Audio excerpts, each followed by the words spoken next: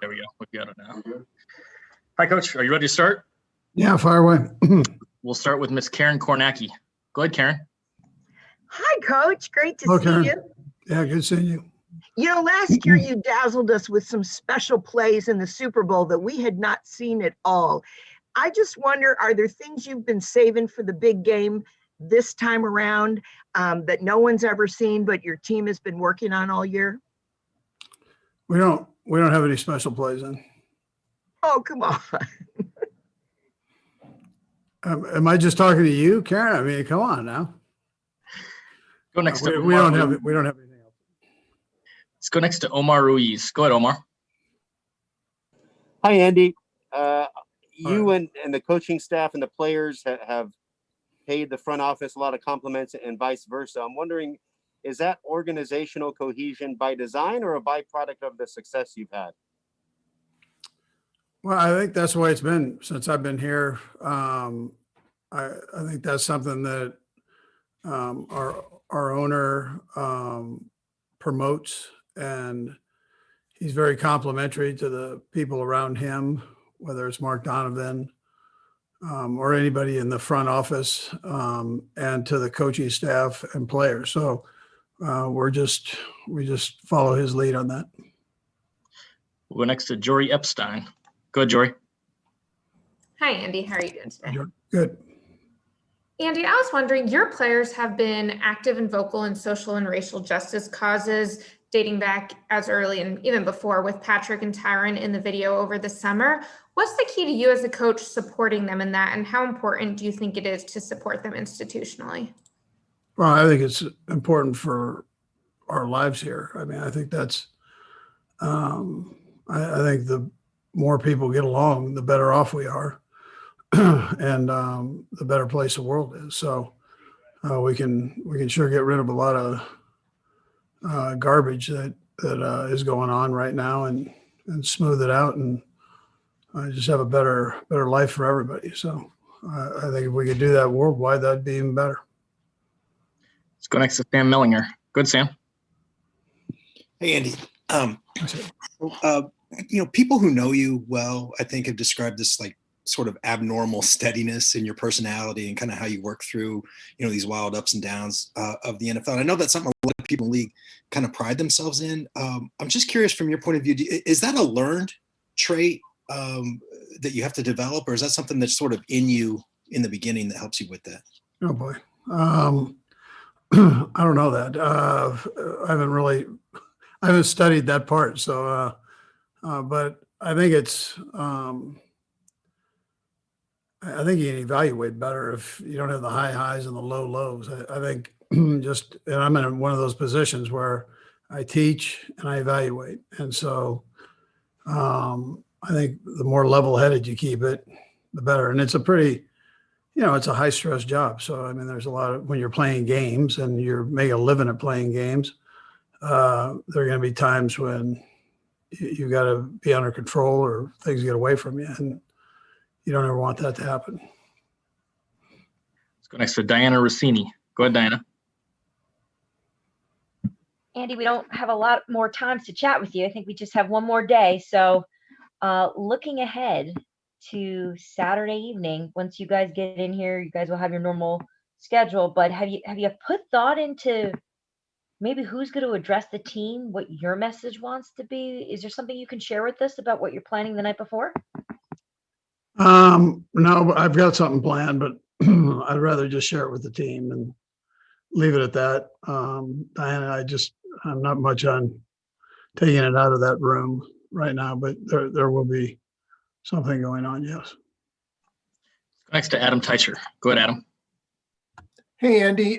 Curious how practice went today, and also which of the guys on the 53 did not practice. Fisher didn't practice, and Willie didn't practice. Everybody else practiced. Let's go next to Krista Patrick. Go ahead, Krista. Thank you for your time today, Coach. I've heard you speak all season long to the parity of teams in the league, and I'm just curious with this matchup. There's such parity with the quarterbacks and the tight ends and wide receivers and special teams and defensive schemes. Is there one or two key elements you think may decide this game that you really have to focus in on when there's such parity? Well, I think your turnovers obviously become an issue in games like this. Special teams can be a deciding factor, and then I always come back to the offensive defensive lines and how they play. Next to Vahe Gregorian. Goodbye. Hey, Andy. I know you spoke last year a little bit about your recollections of Lamar Hunt, but I'm trying to remember did you get to know him at all? And along those lines, with your respect for history, how much have you been conscious of what you guys are doing now, sort of tying back to the Chiefs' important history in the game? Yeah, so I had a chance to meet Lamar all the way back to my first year as a head coach. I was standing outside the meetings. I'm going, man, I don't really know a soul here, at least not that well, other than my own owner and the people from our organization. And he walked up behind me and just tapped me on the shoulder and started just talking. He says, "Welcome to the National Football League. I've heard good things about you. I think you're going to be good for this league." And then we went from there, and he found out my brother was a geologist and he was a geologist, Lamar was. And so we talked a little bit about family and that. And then I was able to come back for the 101 awards a couple different times. And I had another chance to meet Lamar, Clark, and just the family. So it was, I felt like before I took the job here, I felt like I knew the people that run this organization and do it so well. Go next to Aaron Ladd. Go ahead, Aaron. Coach, Tyreek a couple of times this year has kind of used that return specialist jab as a motivation thing. I kind of see it as a chip in the shoulder. Can you kind of talk about his competitive drive and now everything that he's been through, being back in the Super Bowl with a chance to go back to back? You said Tyreek is what you said. Was that? Yeah, Tyreek. Tyreek, yeah. So I would tell you that he has worked so hard this year, and I think we've all seen that. Just his dependability and reliability, being out on the field every day, working hard every day, timing with the quarterback every day.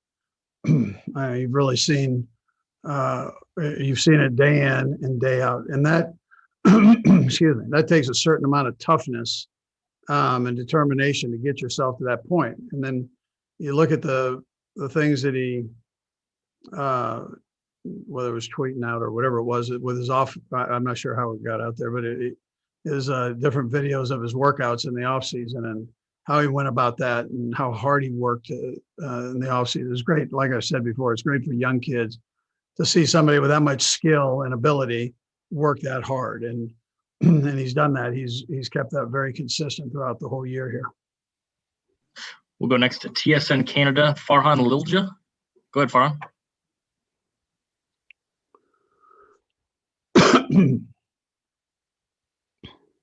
There you go. Sorry, Coach. I just want to ask you what you went through a year ago where there was this league-wide love and Reid getting his first Super Bowl title. All right, I think we lost him. We're going to go to Blair Kirchhoff. Go ahead, Blair. Andy, you've mentioned special teams a couple of times, or I've heard it mentioned a couple of times here. What's the balance between a player making a mistake and then the decision to stick with him after that mistake and instead of maybe replacing him? Yeah, well, he's done good things for us. So if a player has done that, and then I normally have no problem sticking with him. And just saying that was just an odd one off, and we'll get back onto the positive. And Dave Tobe does a good job with that too. We'll go next to Jeff McClain. Go, Jeff. Andy, I'd hoped to ask Eric this question yesterday, but I wasn't called on, so that leaves you. the Eagles reportedly requested an interview with Eric Bieniemy, and I was wondering why it never happened. And did it have anything to do with the reported what was reported that the Eagles didn't want to pluck from your tree anymore? Well, no, there was no formal interview form sent in. No, I mean no, they talked early about it, but there was nothing formally sent in. And did you hear anything about them not wanting to pluck from your tree again? I mean, after Doug, is that something that ever filtered back to you? No, not at all. No. We'll go next to Santiago Tomasi. Go ahead, Santiago. Thanks, Mr. Reid. Yes. I'd like to ask you about your O-line. You're having problems, you're having injuries, you have depth outs. How do you think your new O-line and the players are working to fight against one of the most difficult D-lines in the league?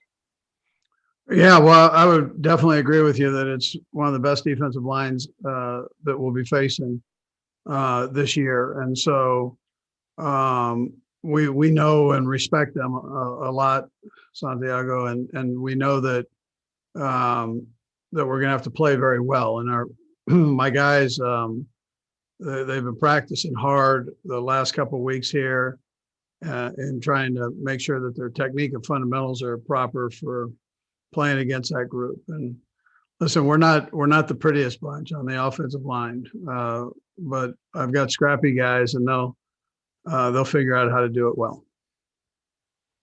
Let's go next to Seren Petro. Go ahead, Seren. Coach, one of the common themes that people have discussed about the Super Bowl, I'd like to know, one, if you think it's true, and then two, how you handle it, is that the refs let you play a little bit more, that, you know, there's not going to be as many ticky-tack calls, and so you better be ready to maybe be roughed up if you're a receiver. Maybe the offensive linemen get a little more liberties. Number one, do you think that's true here in the Super Bowl, and how do you coach for it? Yeah, so normally that takes place now.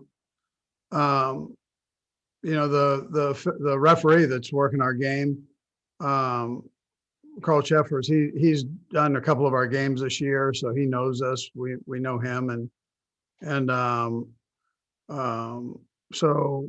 Bryant, the umpire, we know him. The back judge, all these guys have worked our game, so or have been in our training camps in years past. So. And I think Bruce would tell you the same thing. By the time you get to this one, they know you. They kind of know your players, and they've watched tape and so on. So they've got a pretty good feel on things. But yeah, no, I think they let you play within reason. They're still gonna call holdings and do those things, but within reason, they'll let you play. And we'll go last to Sam McDowell. Go ahead, Sam. Hey, Andy. I'm just wondering, obviously the obligations are different this year than they were last year, just not being on site, but how do you just sort of prepare your guys for all the excess stuff that they have to do this week? Yeah, so we set a schedule. I tried to do the homework on it. We're the visiting team, so they had their choice. The Buccaneers had their choice of schedules, and so what we did was we set ours. Ted did a nice job. Ted Cruz did a nice job with that. And then we set our practice up around that and made sure that we were able to get done what we need to get done football wise. We got a lot of work done last week when it wasn't quite as chaotic. The demands weren't quite as heavy. Coach, we appreciate the time. Thanks for joining us. Okay, thank you. All right, guys, we'll have Tyron on podium 9.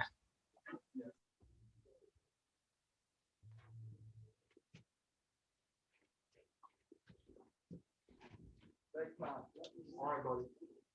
Hey, there's a badger let out of the cage.